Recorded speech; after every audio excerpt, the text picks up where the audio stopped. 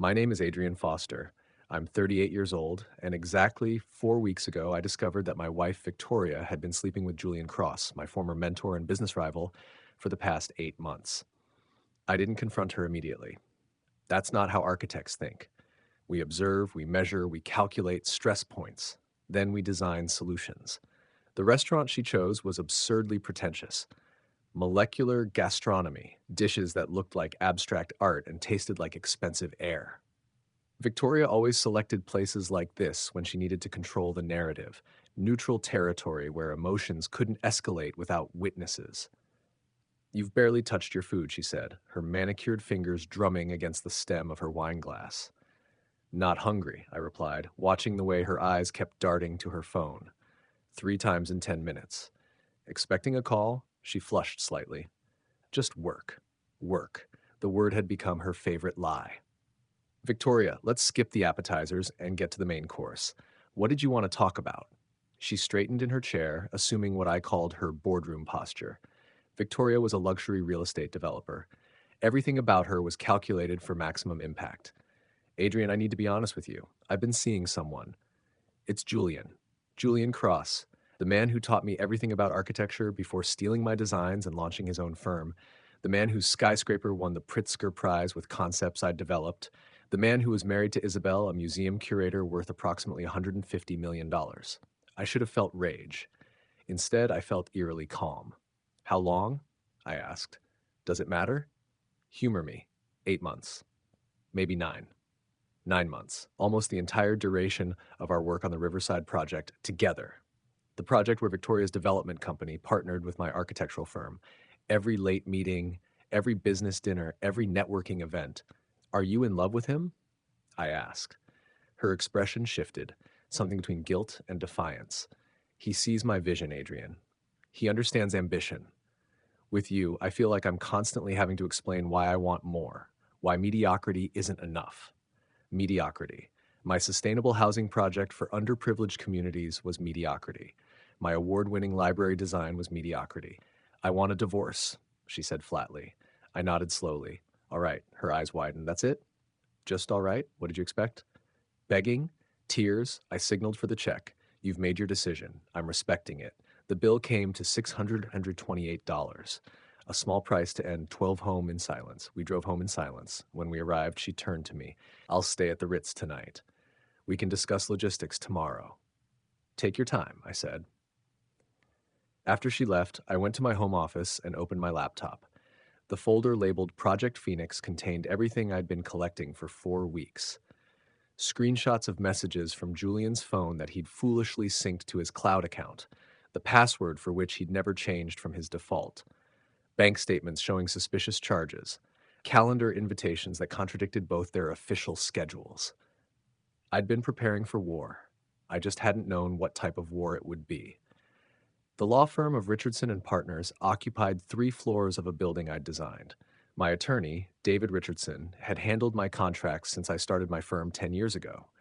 Adrian, he said, sliding a thick folder across his desk. California is a community property state. Without a prenup, this could get complicated. I opened the folder. Our Malibu beach house, investment accounts, my firm's equity, Victoria's real estate holdings, 12 years reduced to spreadsheets. How aggressive do you want to be? David asked. I want what's fair, but I also want to understand who I'm dealing with. Julian Cross, what do you know about him? David pulled up files on his computer. Celebrated architect, ego the size of his buildings, married to Isabel Cross for 18 years. She comes from old money. Her family founded the Cross Museum Foundation. She gave up her curatorial career when Julian's firm took off. Does she know about his affairs? Affairs, plural. Julian has a pattern.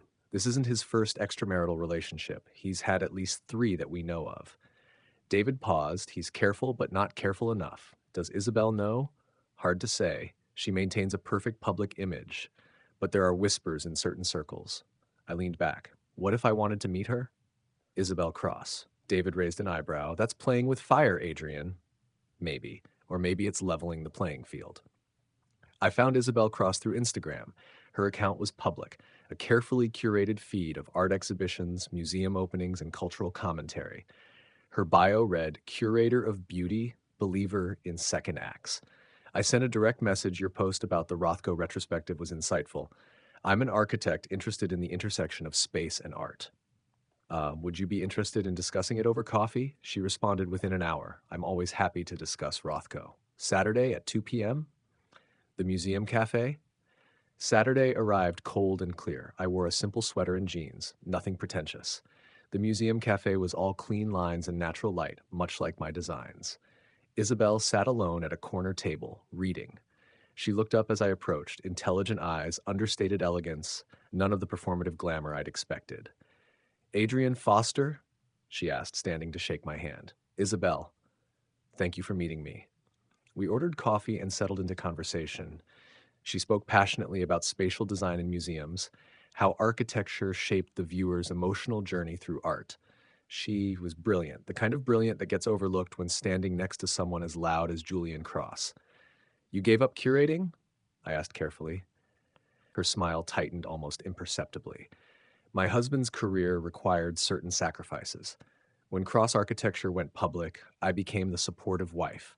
Fundraisers, galas, the perfect backdrop for his success. That must be difficult. It's what you do for love, she said, though her voice carried doubt, or what you thought was love. We talked for 2 hours about art, architecture, the ways we lose ourselves in other people's dreams. As we prepared to leave, I made a decision. Isabel, I need to tell you something. I didn't find you by accident. I followed you on Instagram because I wanted to meet you. Her expression didn't change. I know, Adrian, I'm not naive about these things. A writer I've never heard of suddenly follows me, shows up at a cafe I posted about, and happens to be charming and insightful. She sipped her coffee. I looked you up while you were ordering. 3 award-winning buildings, moderate success, married to Victoria Blackwood, senior developer partnering with my husband's firm. My chest tightened. I can explain. Please do. I took a deep breath. 4 weeks ago, I discovered my wife has been having an affair with your husband. She told me days ago that she wants a divorce. I spent those weeks trying to understand who I was dealing with, and that research led me to you. Isabel set down her cup with careful precision. Her hands were steady, but I could see the tension in her jaw. How long has this been going on? 8 months, according to Victoria. She laughed, but there was no humor in it. That's longer than most of Julian's affairs last. He must really like her. That's unusual. You knew about his affairs. I've known about Julian's infidelity for years. Not always the specific women, but the pattern. Late nights, unexplained charges, lipstick on collars, perfume that wasn't mine. She looked at me. I hired a private investigator 8 months ago. He documented 4 different women dinner Julian's been involved with in the past 2 years, including your wife. The revelation hit me like a physical blow. 4 different women. Julian collects beautiful, ambitious women the way other men collect cars. He makes them feel special, powerful, like they're part of something bigger. And then he moves on when someone younger or more exciting comes along. Isabel's voice was clinical. Victoria's just his current acquisition. She won't be the last. Why did you stay with him? Because leaving means admitting I wasted 18 years on a man who never saw me as anything more than a trophy. Because I have a daughter who's 14 and I wanted to protect her. Because I convinced myself that financial security was worth the loneliness. She paused, but mostly because I was afraid. Afraid I'd given up so much of myself that there wouldn't be anything left if I walked away. I reached across the table and took her hand. She didn't pull away. Isabel, I came here thinking I was going to use you. Get information about Julian, maybe make him uncomfortable. Strategic revenge. I paused, and now I'm realizing you're not a strategy. You're a person who deserves better. She squeezed my hand. So are you, Adrian. We sat there in that small cafe, 2 people betrayed by the same 2 people, finding something unexpected. Not love, not yet, but understanding. The knowledge that we weren't alone. I want to see him lose everything, Isabel said quietly. Not just his reputation or money. I want Julian to understand what it feels like to be erased by someone you trusted. Then let's help each other, I said. No more secrets, no more pretending. We build our cases together. Support each other through the divorces. Make sure they understand what they've thrown away. Partners, Isabel said. Partners. My son Tyler was waiting when I got home. He was 16. sitting at the kitchen counter with his laptop, looking like he had something important to say. "Dad, we need to talk," he said. I poured myself water and sat across from him. "What's on your mind?" He turned his laptop toward me. On the screen was a folder labeled Evidence. Inside were dozens of audio files, each labeled with dates spanning 14 months. "What is this?" I asked, though I had a sinking feeling. Recordings of Mom on phone calls, talking to Julian, talking to her friends about Julian, planning when they'd meet up. His voice was steady but tense. I started recording a year ago. I knew something was wrong. "Tyler, that's illegal in California. You can't record someone without their knowledge." "Maybe, but it's proof." 47 hours of recordings. Mom talking about how Julian makes her feel powerful, how she's planning to leave you once she gets a better settlement, how she's been hiding money in a separate account for 3 years. 3 years. She'd been planning this divorce for 3 years. "There's more," Tyler continued. "I found bank statements. Mom's been transferring money from the joint account to a private one. Small amounts, but it adds up. She's moved almost $110,000 over the past 2 years. The betrayal kept getting deeper. Why didn't you tell me sooner? Because I kept hoping I was wrong. But then she told you she wanted a divorce, and I realized I'd been protecting her when I should have been protecting you." He closed the laptop. "I'm done protecting her, Dad." I stood and walked around the counter, pulling my son into a hug. "Thank you for telling me. But Tyler, I don't want you carrying this burden. This is between your mother and me." "No, it's not," Tyler said. "She made it about all of us when she decided to blow up our family. Maya's 9 years old. She doesn't understand why Mom's not home. She cried herself to sleep last night asking if it's her fault. That hit me hard. Where's Maya now?" "At Sophie's birthday party. I told her you'd pick her up at 7. He paused. "Dad, there's something else I found in Mom's medical records." "What?" "She had 2 procedures at a women's clinic over the past 5 years. Pregnancy terminations. Mom terminated 2 pregnancies and never told you." The room tilted. Two terminations, 2 pregnancies she'd ended without my knowledge. Were they mine? Julian's? Someone else's? "Tyler, I'm so sorry you had to see this. I'm not sorry. I'm angry." His jaw clenched. "She lied for years. She stole from us. She doesn't get to play victim now." My phone buzzed. A text from Victoria. "Can we talk about custody?" "I want the kids on weekends." I showed Tyler the message. "What do you think?" "I think she can go to hell," he said. "I'm not spending weekends watching her play house with Julian. Neither is Maya. You know I can't legally keep you from her. I'm 16. Courts listen to teenagers about custody, and Maya won't go anywhere without me." He looked at me. "We're staying with you, Dad. Both of us." Mom made her choice. We're making ours. Later that evening, I called Isabel. She answered on the second ring. "Adrian, I need to tell you something. My son has been recording Victoria's phone conversations for over a year. He has 47 hours of evidence, including discussions about her affair with Julian, plans to maximize her settlement, and proof she's been hiding money." Silence. "Then that's significant evidence. There's more. Medical records show she had 2 terminations during our marriage without my knowledge." Isabel's breath caught. "Adrian, I'm so sorry. The question is, what do we do with this information? I don't want to weaponize my son's pain, but I can't let Victoria and Julian walk away without consequences. My private investigator has evidence of Julian's affairs going back 5 years, Isabel said. Financial records showing he's used company funds to pay for hotels, gifts, travel for his mistresses. That's embezzlement. If we coordinate our evidence, if we build cases together, we can make sure they both face real consequences, not just in divorce court, potentially criminal charges for Julian. You're talking about destroying his company. I'm talking about justice.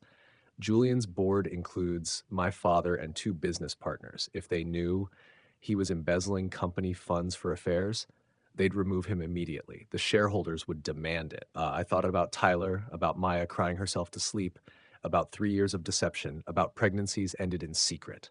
"Let's do it," I said. "Let's show them what consequences look like."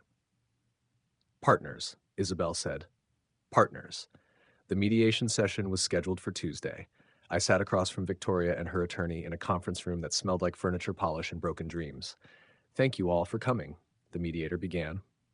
"Today we'll discuss custody arrangements and temporary financial support.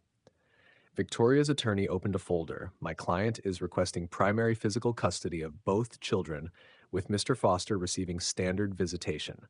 Additionally, she's requesting temporary spousal support of $9,000 monthly and continued residence in the marital home. I didn't react. David had prepared me for this. Mr. Foster? The mediator asked. I'm requesting primary physical custody, I said, looking at Victoria. Both children have expressed their preference to live with me. Tyler is 16, old enough for his opinion to carry significant weight. Maya is 9 and doesn't want to be separated from her brother. Victoria's face flushed. That's not fair, Adrian. You've been turning them against me. I haven't said a word against you to our children. But they're not blind, Victoria. They see what's happening. This is ridiculous, her attorney said. Mrs. Blackwood has been the primary caregiver throughout the marriage. She's entitled to custody. Was she the primary caregiver? David asked. Or was Mr. Foster, who worked from home while Mrs. Blackwood worked 60-hour weeks? He slid documents across the table, school records showing Mr. Foster attended 93% of parent-teacher conferences, medical records showing he took the children to 89% of appointments. Mrs. Blackwood was building her career. Mr. Foster was raising their children. Victoria's lawyer scanned the documents, expression tightening. Furthermore, David continued, we have evidence Mrs. Blackwood has been systematically transferring marital funds to a private account without Mr. Foster's knowledge. $110,000 over 2 years. We're prepared to file a motion for return of those funds plus penalties. The color drained from Victoria's face. How did you session? It doesn't matter how we know, I said. What matters is you've been planning this divorce for years while pretending everything was fine. You've been stealing from our family to fund your exit strategy. That money was for emergencies, Victoria said weakly. Was Julian Cross an emergency? David asked. Because we also have evidence that a portion of those funds were spent on gifts for Julian, travel and accommodations related to your affair. Victoria's attorney held up a hand. We need a recess. I need to consult with my client. Take all the time you need, David said. In the hallway, David turned to me. That went well. Her attorney wasn't expecting the financial documentation. What happens now? They'll regroup. Probably try to negotiate rather than have this come out in court. The hidden accounts, the affair, the deception.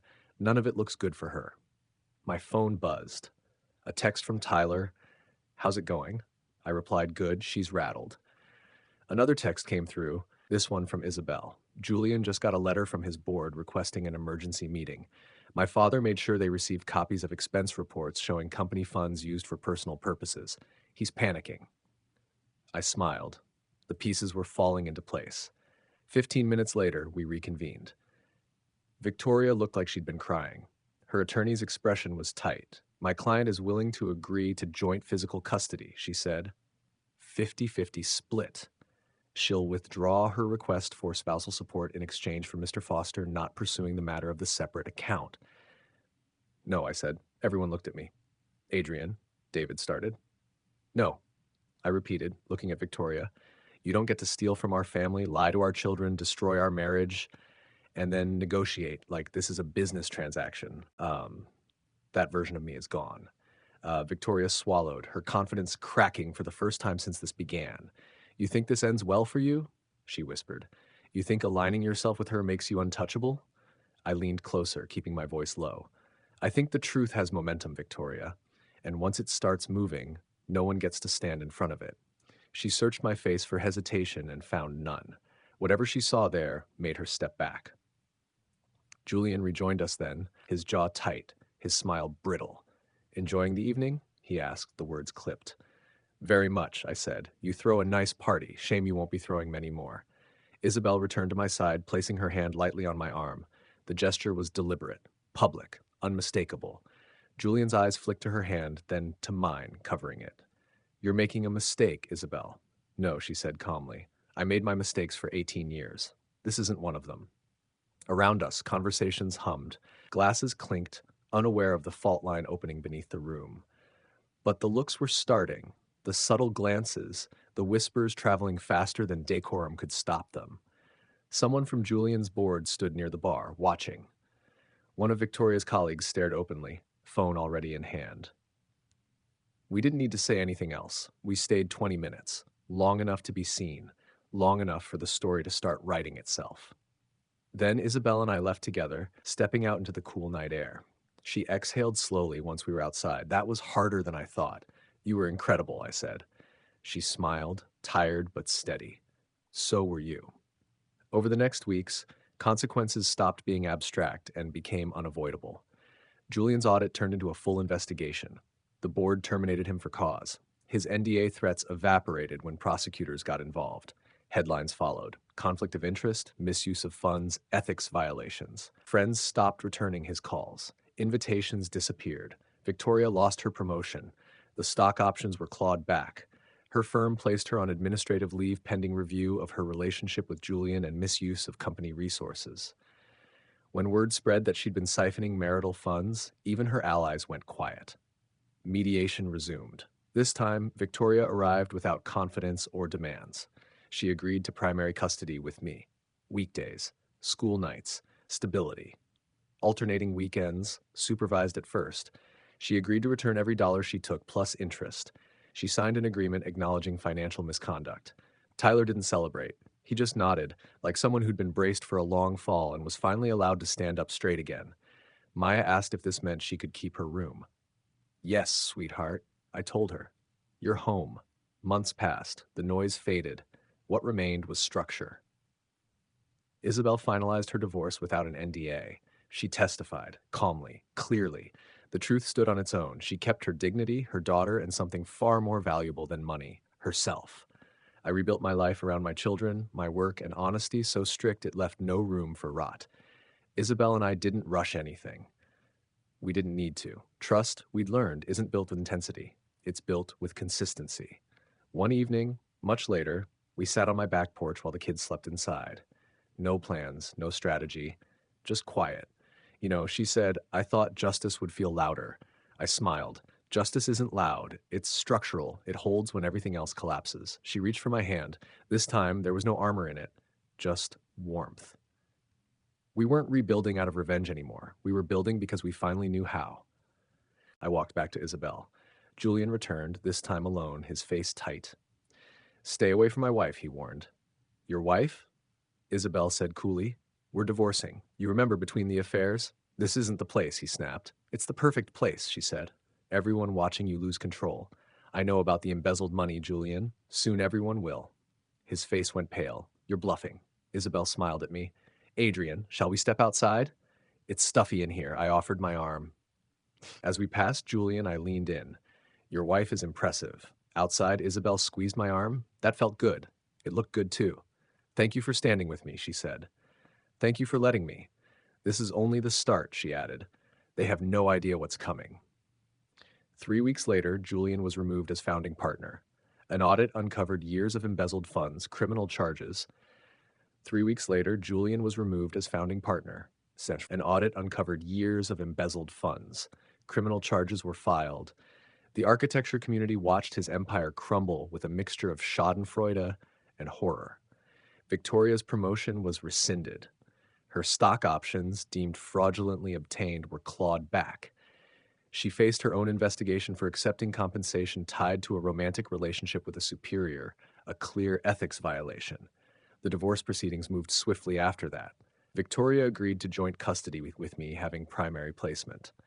She returned the $110,000 she'd hidden, plus penalties. The house went to me.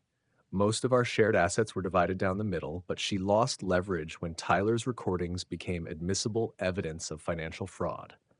Julian and Isabel's divorce was messier. He fought the prenuptial agreement, claiming duress. He lost. Isabel walked away with $40 million, the Newport house, full custody of their daughter Emma, and most importantly, her freedom.